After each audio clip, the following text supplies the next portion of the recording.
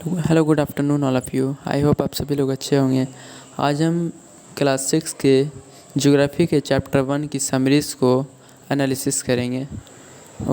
इसमें पहला main point आता है सेलेस्टियल बॉडीज़, जिसको हम लोग हिंदी में खगोलीय पिंड बोलते हैं। तो इसके बारे में हम जानते हैं कि सूर्य, चंद्रमा और रात के अवकाश में चमकने वाली अन्य सभी वस्तुओं को अवकाशीय पिंड कहा जाता है। सेकंड पॉइंट इसमें है चंद्रमा, तारे और ग्रहों को दिन के समय नहीं देखा जा सकता है, क्योंकि सूर्य की तेज़ रोशनी हमें उन्हें देखने नहीं देती है। सेकंड मेन पॉइंट इसमें है इस चैप्टर 1 में स्टार्स, जिसको हम लोग सितारे बोलते हैं हिंदी में। इसमें है सितारे के बारे में पढ़ते हैं हम लोग। सितारे खगोलीय पिंड होते हैं जो बहुत बड़े और गर्म होते हैं। वे गैसों से बने होते हैं। उनकी अपनी गर्मी और रोशनी होती है, जिसका वे बड़ी मात्रा में उत्सर्जन करते हैं। सूर्य भी एक प्रकार का क्या है, तारा है। सन इज़ ऑल्सो स्टार। रात के अवकाश में अनगिनत तारे क्या हैं, टिमटिमाते हैं, सूर्य के समान होते हैं। क्या हो रहा है, क्या बोल रहा है, रात के अवकाश में अनगिनत टिमटिमाते तारे सूर्य के समान होते हैं। जिस तरीके से दिन में सूरज चमकता है, उसी तरीके से रात में सितारे क्या टिमटिमाते हैं। लेकिन हम उनकी गर्मी या रोशनी महसूस नहीं करते हैं, हमको उसकी गर्मी पता नहीं चलती है। और वे इतने छोटे दिखते हैं क्योंकि वे हमसे बहुत दूर हैं। वे क्या है, स्टार्स क्या हमसे बहुत दूर है। नेक्स्ट पॉइंट इसमें तारामंडल, जिसको हम लोग इंग्लिश में जानते हैं कॉन्स्टेलेशन के नाम से। तारामंडल विभिन्न तारों के समूहों द्वारा गठित विभिन्न पैटर्न है। तारामंडल में बहुत सारे अलग अलग स्टार्स के अलग अलग हिसाब से, उसके स्टार्स के पोजीशन के हिसाब से एक पैटर्न को समझा गया है और उसको नाम भी दिया गया है। ठीक है, उसी पैटर्न को बोलते हैं, स्टार्स के पैटर्न को कॉन्स्टेलेशन, तारामंडल। उदाहरण के लिए उर्सा मेजर है ना, या बिग बियर। ठीक है, ये दो हम लोग मेनली जानते हैं। ये स्टार्स का पैटर्न है, ऐसा यहाँ पे रिसर्च किया गया था। थर्ड है सप्तऋषि 7 तारों का एक समूह, जो उर्सा मेजर तारा मंडल का एक हिस्सा बनाता है।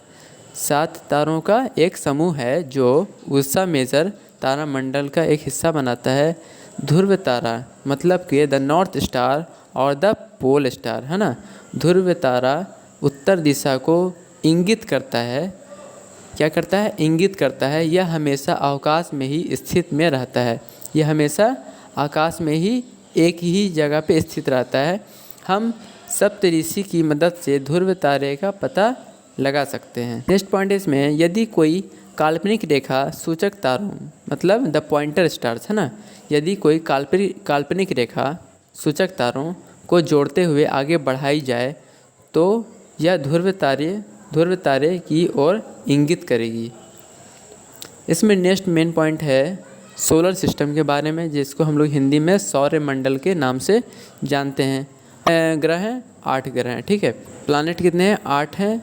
और उपग्रह कौन कौन होते हैं, सैटेलाइट्स और कुछ अन्य खगोलीय पिंड, जिन्हें क्षुद्र ग्रह कहा जाता है, जिसको इंग्लिश में हम लोग एस्टेरॉइड्स बोलते हैं। और उल्काम्पिड मेस्टोराइड्स बोलते हैं इसको इंग्लिश में। उल्काम्पिड के रूप में जाना जाता है ना, मेस्टोराइड्स के रूप में जाना जाता है। सौर मंडल का निर्माण करते हैं। कौन कौन निर्माण करता है, एक सौर मंडल का, प्लैनेट, सैटेलाइट्स, एस्टेरॉइड्स, मेटोराइड्स। ठीक है, सोलर सिस्टम का, सौर मंडल का कौन निर्माण करता है, तो प्लैनेट, सैटेलाइट्स, एस्टेरॉइड और मेटोराइड्स। ठीक है, हिंदी में क्या बोलेंगे, ग्रह, उपग्रह, क्षुद्र ग्रह और उल्काम्पिड। ठीक है, इसमें मेन टॉपिक है द सन मतलब के सूरज के बारे में। ठीक है, तो जैसा कि हम लोग जानते हैं सूर्य सौर मंडल के केंद्र में है। सूर्य क्या है, सौर मंडल के, सोलर सिस्टम के बीच में है। यह विशाल है और बेहद गर्म गैसों से बना है। हॉट गैस का क्या है, ये बॉल है ना। ठीक है, यह सौर मंडल के लिए ऊष्मा और प्रकाश का परम स्रोत है। यह पृथ्वी से लगभग 150 मिलियन किलोमीटर दूर है। कितनी किलोमीटर दूर है? 150 मिलियन किलोमीटर दूर है। इसलिए इसकी प्रचंड गर्मी हमारे द्वारा इतनी अधिक महसूस नहीं की जा सकती है। इसलिए इतनी दूरी होने की वजह से इसकी गर्मी हमको पता ही नहीं चलता उतना, ठीक है। और नेक्स्ट इसमें टॉपिक है प्लैनेट्स के बारे में, मेन टॉपिक, जिसको हिंदी में हम लोग क्या बोलते हैं? ग्रह बोलते हैं। बारे में हम लोग जानते हैं ग्रह खगोलीय पिंड है जिनका अपना तापमान और प्रकाश नहीं होता है। वे तारों की रोशनी से जगमगाते हैं। पृथ्वी, द अर्थ, है ना, पृथ्वी भी एक ग्रह है। यह हमारे निकटतम सारे सूर्य से अपनी सारी ऊष्मा और प्रकाश प्राप्त करती है। हमारे सौरमंडल में 8 ग्रह हैं। हमारे सौरमंडल में कितने ग्रह हैं? 8 हैं, ठीक है। कौन कौन? इंग्लिश में जानते हैं, मरकरी, वेनस, अर्थ, मार्स, जुपिटर, सैटर्न, यूरेनस, नेपटून। और हिंदी में क्या बोलेंगे? बुध, शुक्र, पृथ्वी, मंगल, बृहस्पति, शनि, यूरेनस और नेपच्यून। आगे है बुध, शुक्र, पृथ्वी और मंगल सूर्य के बहुत करीब है और चट्टानों से बने हैं। बुध, शुक्र, पृथ्वी और मंगल सूर्य के बहुत करीब हैं। सूरज के ये चारों बहुत करीब हैं और चट्टानों से बने हुए हैं। उन्हें इनर प्लैनेट्स कहा जाता है और इसको इनर प्लैनेट्स भी कहा जाता है। बृहस्पति, शनि, यूरेनस और नेपच्यून सूर्य से बहुत दूर हैं और गैसों से बने हैं। ये सब दूर हैं, आउटर हैं और गैसों से बने हुए हैं ना। अब वो चट्टान से बने हुए चारों, इनर वाले, आउटर वाले गैस से बने हुए। उन्हें बाहरी ग्रह कहा जाता है, मतलब आउटर, है ना। बृहस्पति, शनि और यूरेनस के चारों ओर छल्ले हैं। ये मलबे की बेल्ट हैं। इसमें नेक्स्ट टॉपिक है ग्रह सूर्य के चारों ओर परिक्रमा पथ ऑर्बिट में स्थित और दीर्घ पथ पर चलते हैं। बुध को सूर्य का निकटतम ग्रह होने के कारण एक चक्कर पूरा करने में केवल लगभग 88 दिन लगते हैं। शुक्र को पृथ्वी का जुड़वा माना जाता है क्योंकि इसका आकार पृथ्वी के समान है, इक्वल है, ठीक है। वर्ष 2006 तक प्लूटो को भी एक ग्रह भी माना जाता था। वर्ष 2006 तक प्लूटो को भी एक ग्रह माना जाता था, ठीक है। लेकिन फिर इसे बौने ग्रह, मतलब कि ड्वार्फ प्लैनेट के स्तर पर पदोन्नत कर दिया गया, है ना, ठीक है, पदोन्नत कर दिया गया। उसके बाद है नेक्स्ट टॉपिक हमारा द अर्थ के बारे में। तो इसके बारे में हम लोग जानते हैं कि यह आकार से 5वां सबसे बड़ा ग्रह है। ध्रुवों पर थोड़ा चपटा है। क्या है? ध्रुवों पर चपटा है, मतलब कि जो सरफेस है ये चपटा इसका है। इसके आकार को एक भू आकृति के रूप में वर्णित किया गया है जिसका अर्थ है पृथ्वी जैसा आकार। और इसमें आगे है यह सौरमंडल का एक अनूठा ग्रह है क्योंकि जीवन की सहायता करने के लिए अनुकूल परिस्थितियाँ शायद पृथ्वी पर ही पाई जाती हैं, है ना। लाइफ स्पैन यही है ना, मतलब यहाँ पे लाइफ क्या है, सर्वाइव कर सकते हैं हम लोग, ठीक है। और सेकंड पॉइंट इसमें होगा यह ना तो बहुत गर्म है और ना ही बहुत ठंड है। इसमें पानी और हवा है जो हमारे अस्तित्व के लिए बहुत आवश्यक है।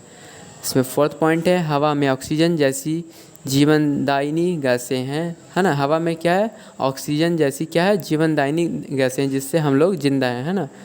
और फिफ्थ पॉइंट इसमें है बाहरी अंतरिक्ष से पृथ्वी नीली दिखाई देती है क्योंकि इसकी 2/3 सतह पानी से ढकी है।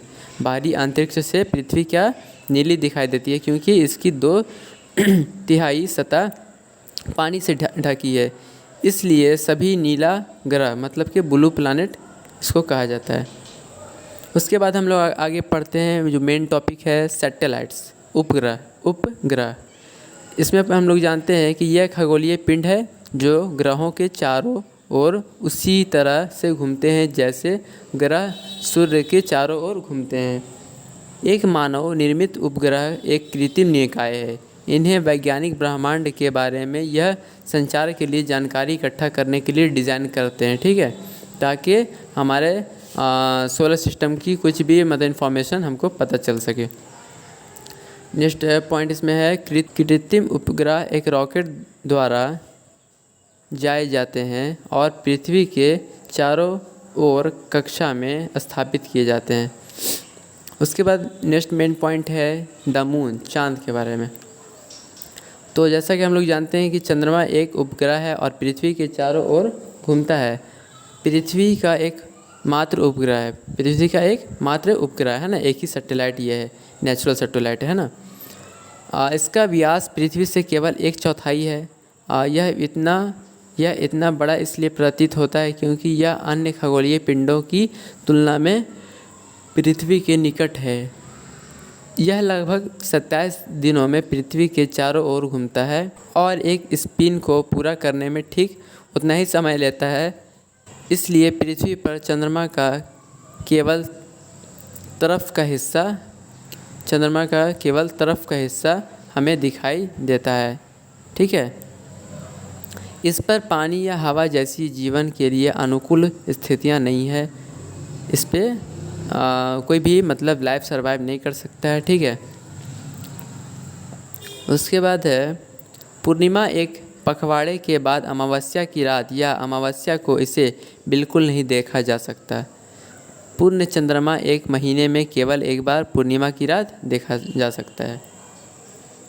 उसके बाद मेन टॉपिक है एस्टेरॉइड्स, क्षुद्र ग्रह, है ना। हिंदी में हम लोग क्या बोलते हैं, क्षुद्र ग्रह। इसके बारे में हम लोग जानते हैं कि ये कई छोटे निकाय हैं जो सूर्य जैसे सितारों, ग्रहों और उपग्रहों के चारों ओर घूमते हैं। वे मंगल और बृहस्पति की कक्षाओं के बीच पाए जाते हैं। नेक्स्ट टॉपिक है मेटेरॉइड्स, जिसको हिंदी में हम लोग बोलते हैं उल्कापिंड। ये चट्टानों के छोटे छोटे टुकड़े हैं जो सूर्य के चारों ओर घूमते हैं। कभी कभी वे पृथ्वी के पास आते हैं और उस पर गिर जाते हैं। हवा के साथ घर्षण के कारण वे गर्म हवा हो जाते हैं और जल जाते हैं, जिससे प्रकाश की चमक पैदा होती है। कभी कभी पूरी तरह से जले बिना उल्का पृथ्वी पर गिरता है और गड्ढा बना देता है। उसके बाद मेन टॉपिक है गैलेक्सी के बारे में। तो गैलेक्सी को हम लोग हिंदी में भी गैलेक्सी बोलते हैं। इसके बारे में हम जानते हैं कि यह अरबों सितारों, धूल और गैसों के बादलों की एक विशाल प्रणाली है। हमारा सौरमंडल आकाशगंगा, इसको इंग्लिश में क्या बोलते हैं, द मिल्की वे, गैलेक्सी का एक भाग है। इस तरह की लाखों गैलेक्सी ब्रह्मांड का निर्माण करती है। यही हमारा समरी था चैप्टर 1 का, ज्योग्राफी के चैप्टर 1 का, क्लास 6 का। ठीक है। और आपको कैसा ये समरी लगा, आप इसको फीडबैक में कमेंट बॉक्स में